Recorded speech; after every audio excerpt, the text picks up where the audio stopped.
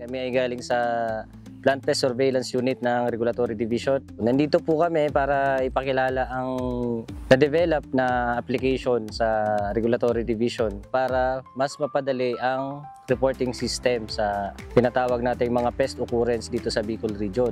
Ito pong COBO application na to ay inspired po sa PRIME project na ini-implement ng IRRI, PhilRISE at BPI. Nag-start po ang implementation nung nag-conduct na po kami ng pilot testing sa probinsya ng Albay. Nasundan din po yun sa probinsya ng Camarines Sur, ng Catanduanes, ng Masbate at ng Camnorte noong 2024. Ang main advantage itong form na ginawa namin sa loob ng COBO Collect, pwede pong mag-submit ng report ang mga LGUs in real time. Dati po kailangan pa nila ng pen and paper para po mag-conduct ng validation para makapagsulat dun sa template na pinapasa po dito sa regional office. Dito po sa dinevelop naming app, translate po namin yung paper form na yon into digital form and ginawa po namin very user convenient po yung interface ng app. So ang kailangan na lang po nilang gawin is mag-tap-tap na lang sa loob ng app. Naka-ready na po dun yung mga selection with regards to the crop information, farmers farm details, and pest infestation.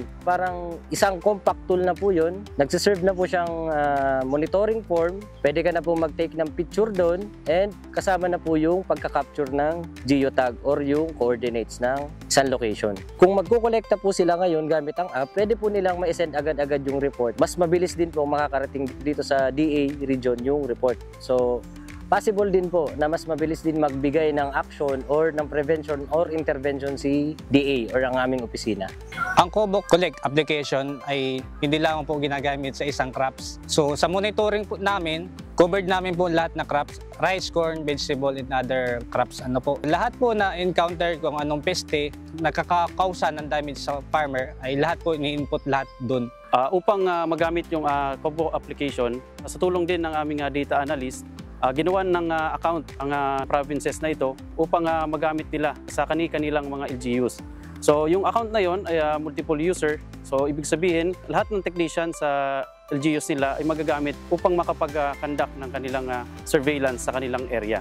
Lahat po ng binigay sa kanilang user account is kaakibat po yun ng access sa database. Pero yung access na po yun is limited naman only to their area of jurisdiction. So kumbaga, if from Albay ka, specifically Pulangi, ang ma-access mo lang naman na report is yung mga submitted ng Pulangi. Unlike po sa amin, dito sa Region 5, lahat po na report makikita namin. So lahat po ng data na yan, pwede namin i-process, pwede po namin gawin. Hinihikayat namin lahat ng Bicolano magsasaka na kung sakali man po ay meron kayong naobserbahan, nakikita na kahina-hinalang peste sa ating taniman or sa ating sinasaka, mapapalayan man yan, mapamaisan, mapagulayan, huwag po kayo mag-atubiling, mag-report or pumunta sa inyong Municipal Agricultural Office para po kayo ay mabigyan ng asistensya or sila po mismo ay makuhanan ng data ang inyong palayan para makarating po dito sa aming opisina.